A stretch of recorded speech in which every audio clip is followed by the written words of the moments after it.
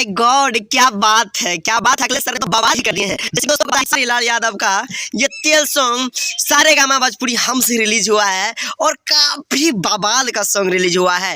ये song release होते ही बवाल कर दिया है। कहते रियल का तो ट्रेंडिंग स्टार तो खेसारी लाल यादव है दोस्तों।